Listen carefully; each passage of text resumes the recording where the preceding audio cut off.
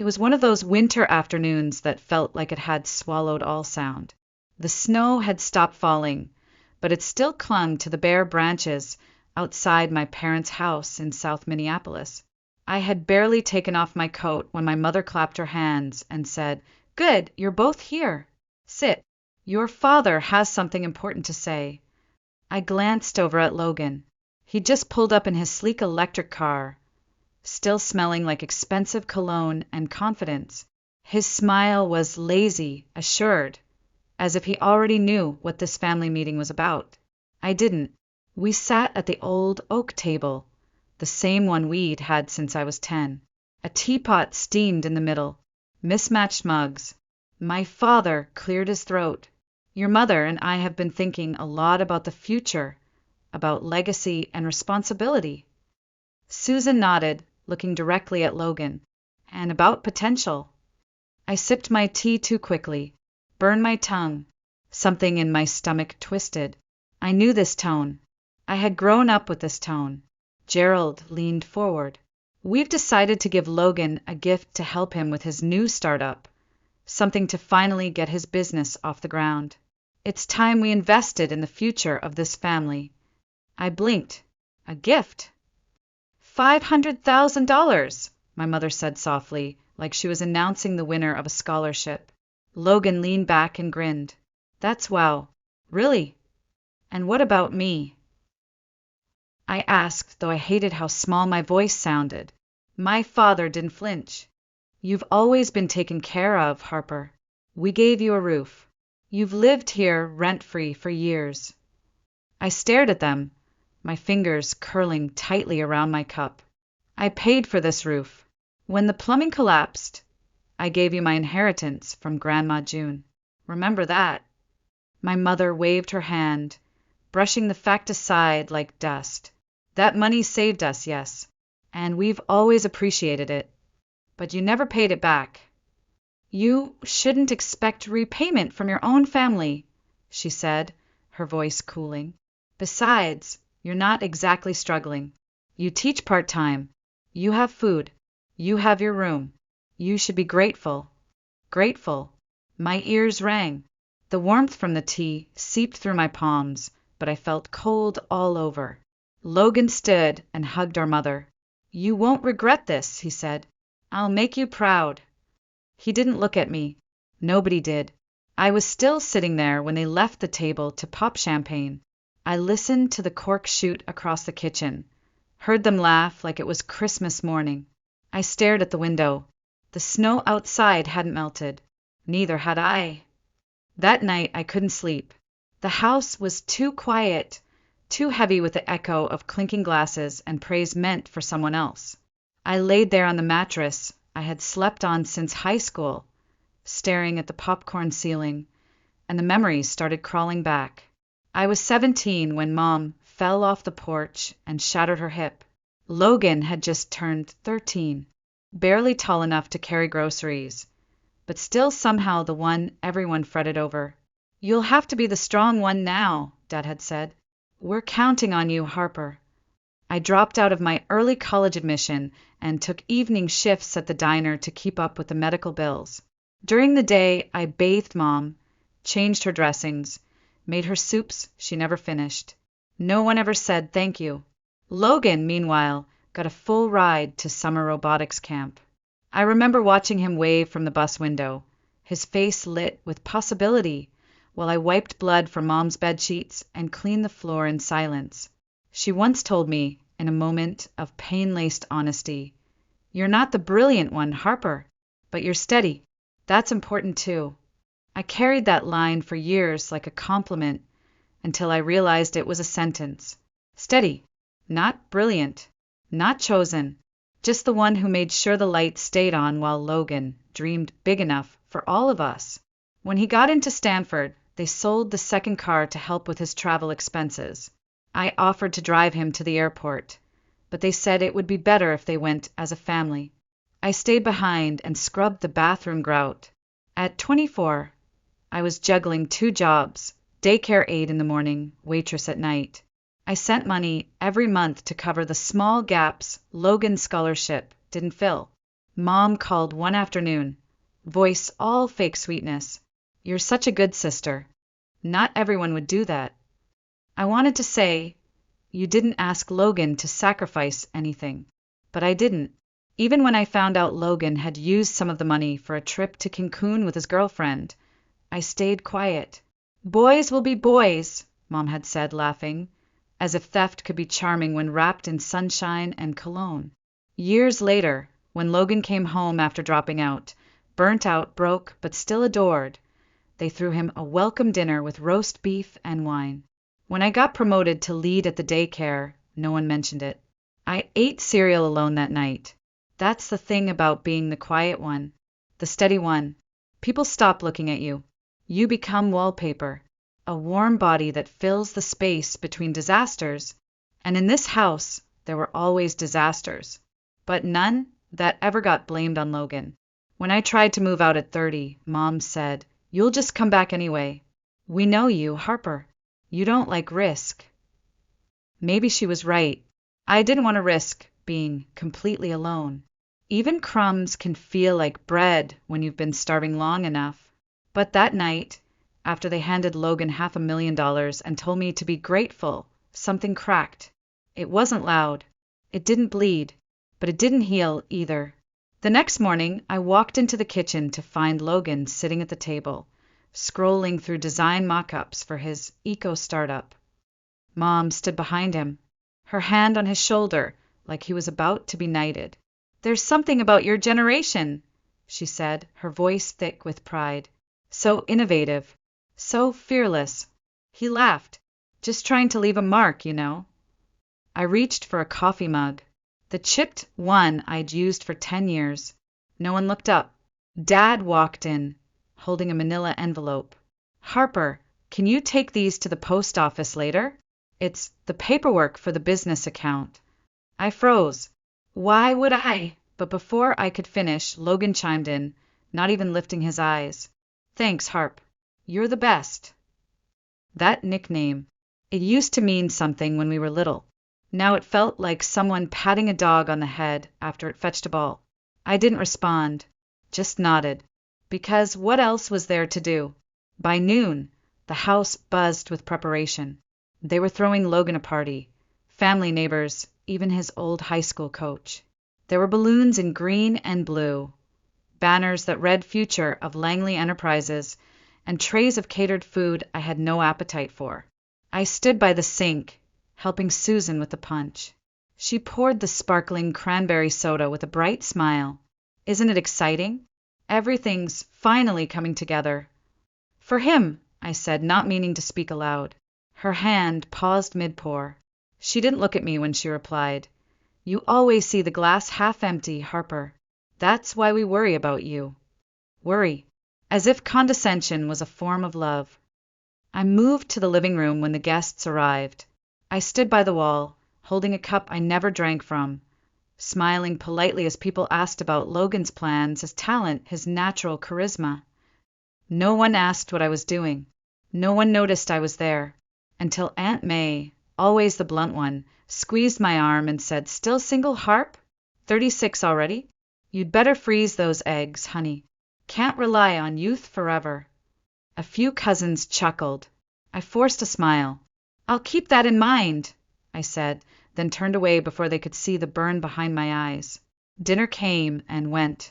Logan gave a speech. People clapped. Dad teared up. Mom took pictures on her phone. There was a toast in Logan's honor, sparkling cider raised high as if we were christening a ship made of gold and second chances. When they brought out the cake, I slipped upstairs. I sat on the edge of my bed and listened to the music downstairs. The beat thumped through the walls like a pulse I no longer shared. There was laughter. So much laughter. I stared at my old bookshelf. Dog-eared novels. A third place spelling bee ribbon. A cracked snow globe from my first trip to Chicago. Paid for with my own savings from babysitting jobs no one remembered I had. This wasn't a home. It was a museum of things I used to hope for. And I was the exhibit no one visited anymore. A week after the party, Logan moved back into the house. Not temporarily. Not to get on his feet. He brought in boxes, set up a workspace in the dining room, rearranged the living room to make space for client Zooms. One morning, I came down to find my books from the coffee table stacked in a corner, replaced by his branded notebooks and a fancy ring light. "Sorry," he said, casually chewing toast. "Need the space for visuals. Investors are picky about backgrounds." I nodded, numb. 3 days later, Mom handed me a casserole dish and said, "Take this to the neighbors. Logan's allergic to mushrooms, and I accidentally used cream of mushroom." I blinked. "So you made it for me?" "Oh, no, sweetheart," she said. "Just thought you'd be the better one to walk in this weather." Snow was falling hard that day. My boots soaked through. That night, I sat in my childhood room and opened the filing box I kept hidden behind the dresser.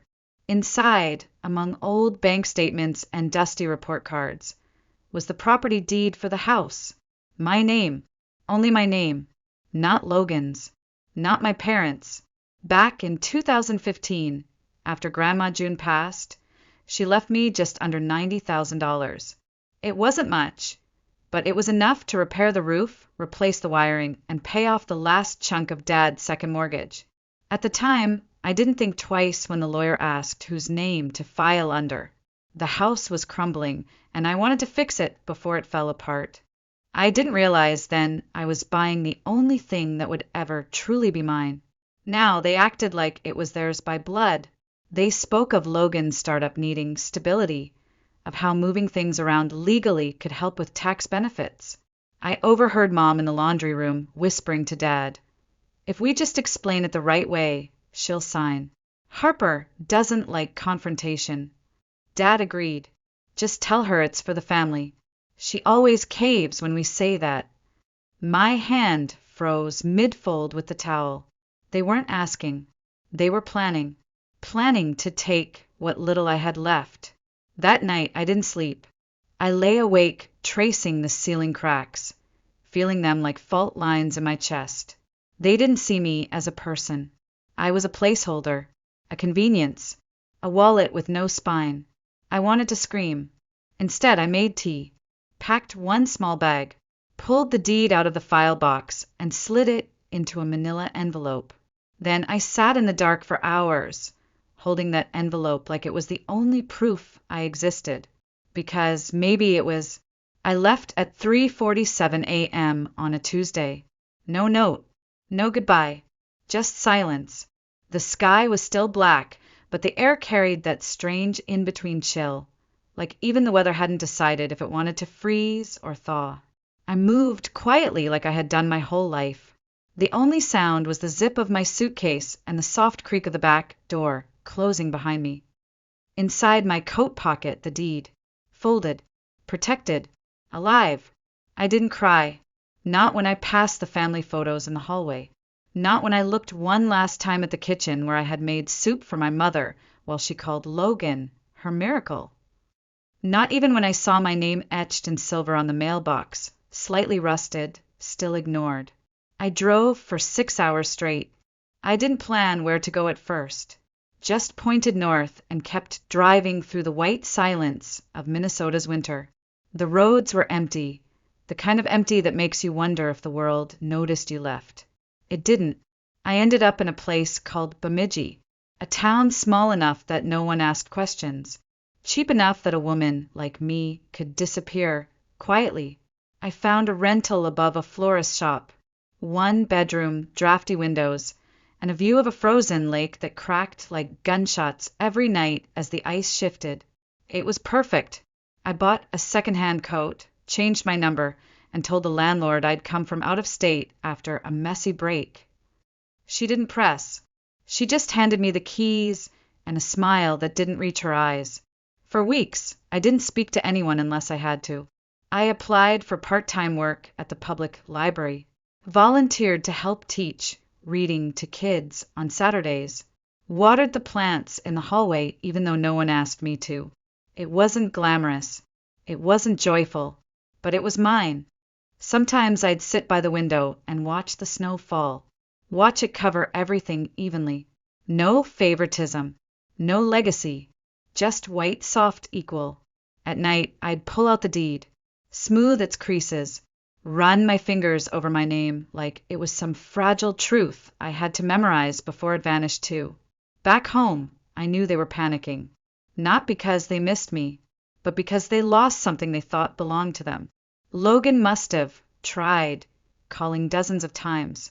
I never picked up. Then came the emails. We just want to talk. You're being unreasonable. Think of Mom. I deleted them all. 3 months in, a letter arrived at the florist's address. No return name, just my first name scribbled in shaky ink.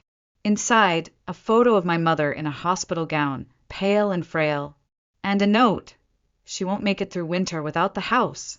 Please, we need it.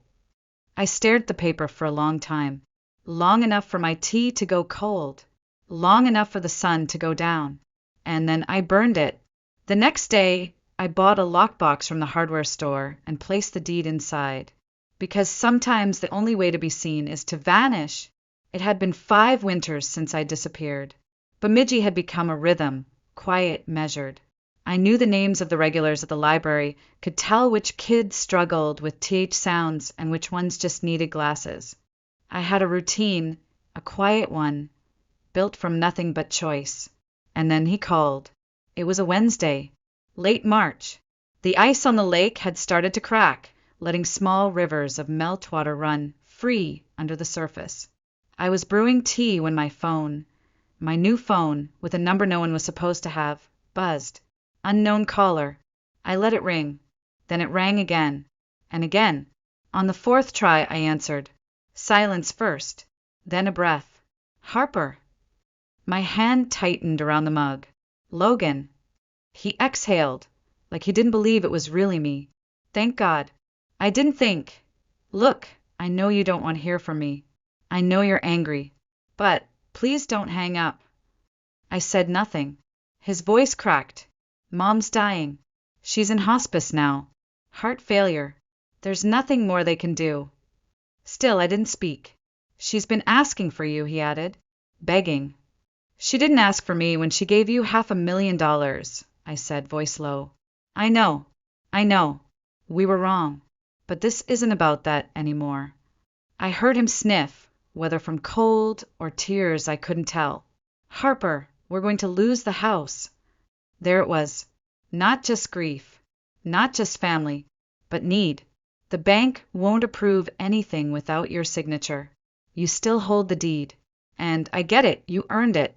You saved that house. But please, we're begging you. My mouth was dry. I stared at the window, watched a single crow hop across the snow. You want me to come back. Just long enough to sign. Just enough to keep the house from being taken.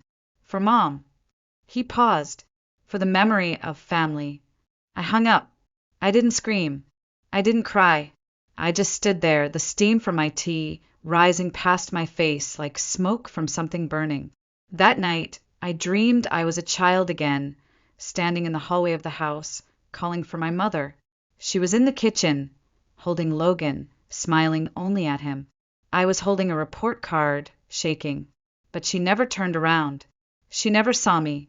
I woke up before sunrise, packed a small bag, took the deed out of the lockbox, and placed it in my coat pocket, same as the night I left.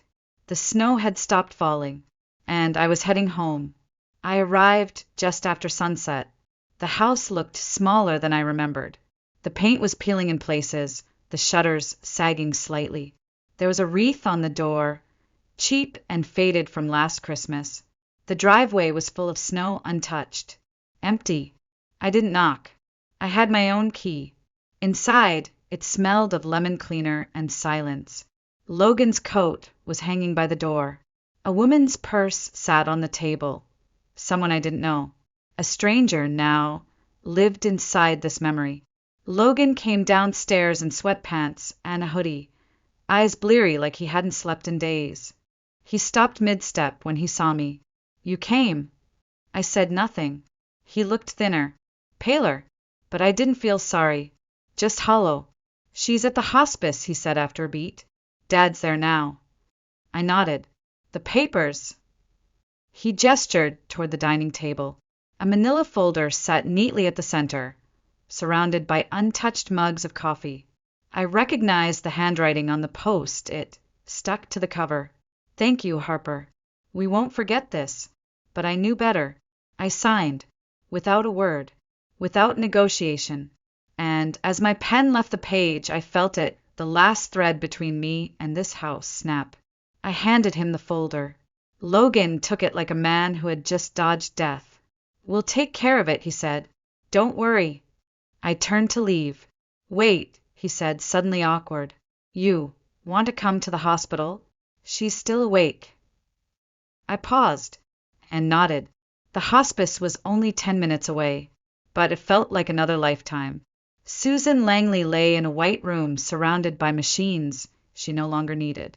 Her hands looked like paper, her lips dry. She blinked slowly when I walked in. Logan whispered something in her ear. Her eyes moved toward me, but she didn't smile. She didn't speak. She didn't even reach for my hand. Just stared, like I was the ghost that had haunted her hallway all these years, now made flesh. After a long silence, she murmured, "Why did you come?" It wasn't a welcome. It was an accusation. I swallowed the lump in my throat. "You asked for me." "No," she said. "He did." She turned away. I stood there, the fluorescent light buzzing above me like a cruel reminder of every second I had spent waiting to be seen. Logan touched my arm. "She's tired. She's not herself." "She's exactly herself," I said. I walked out, and no one followed. Back at the house, I packed my things. The guest room I had slept in had been converted into an office. I was told I could stay in the basement if I needed a place to rest. I didn't. I left before dawn. One last glance at the house from the street. The windows dark, the roof I had once paid to fix now covered in ice. And I realized something. I hadn't lost this home. It had never been mine to begin with. I returned to Bemidji under the same sky I had left it, quiet, pale, and utterly indifferent. The florist downstairs greeted me with a nod. She didn't ask where I'd gone. She never did. I unpacked slowly, folded each shirt as if smoothing over something much older than wrinkles, placed the kettle back on the stove like I had never left. But something had changed. I didn't reach for the deed anymore. There was no need. I had already given the last piece of myself away. In the evenings I walked by the lake. The ice had begun to break, leaving jagged holes like wounds that refused to freeze over.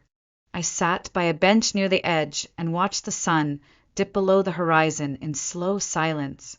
I thought of that house, of the years I scrubbed its floors, repaired its bones, begged for a corner of belonging, only to be told I should be grateful I was allowed to stay. They said I had left them, but the truth is they never let me in. I was just useful, until I wasn't. Back in my apartment, I found the old envelope where I once kept the deed. I opened it, empty now, but I didn't throw it away. I kept it as a reminder, not of what I lost, but of what I gave and how it was never enough. I turned off the lights, let the darkness fill the room, and for the first time in years, I didn't feel like crying, just tired, just done, because sometimes the most powerful thing a forgotten daughter can do is walk away, not in anger, not in vengeance, but in silence so absolute it echoes forever.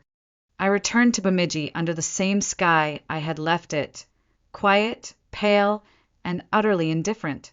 The streets were lined with slush now instead of snow, and the lake was beginning to break apart in soft cracks that whispered through the trees. No one asked where I had gone. The florist downstairs gave me a nod. I nodded back. In my apartment, everything was just as I had left it. The dried lavender still hung above the kitchen sink. My books were stacked neatly by the window. The tea I hadn't finished still sat in its tin, sealed and untouched, like a time capsule waiting for someone who never came home. I unpacked slowly. Each item I folded was a ritual, a reclaiming, a quiet reminder that I was still here, still breathing, even if I no longer knew why. I didn't reach for the deed. There was no need. It no longer belonged to me, legally or emotionally. That house had never really been mine. I had mistaken labor for love, sacrifice for significance, silence for belonging. But the truth was clear now. I was never a daughter in their eyes. I was a fixture, a function, a body that made life easier for everyone else. And when I stepped away, the only thing they missed was what I gave, not who I was. That truth hurt more than any betrayal, because it had always been true. I just refused to see it. Some nights I sat by the lake, watched the ice melt, fracture, float. There was something beautiful about it, how nature didn't force things to hold that were ready to come apart.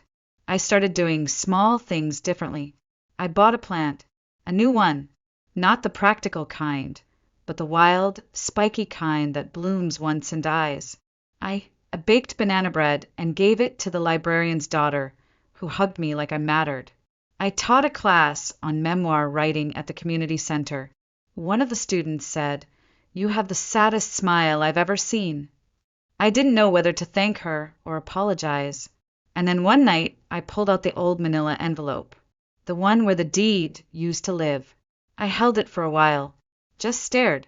Empty now, it felt heavier than it ever had before. Not because of what it once contained, but because of everything it no longer had to carry.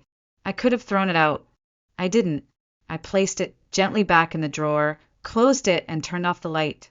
Sometimes I wonder if they ever talk about me. If Logan tells people I left the family. If Dad says I ran off. If Mom, in her final moments, ever regretted not holding my hand. But then I remember. They only loved me when I gave, never when I stayed. And now I've stopped giving. And I've stopped staying. Because sometimes the most powerful thing a forgotten daughter can do is walk away. Not in anger, not in vengeance, but in silence so absolute. It echoes forever.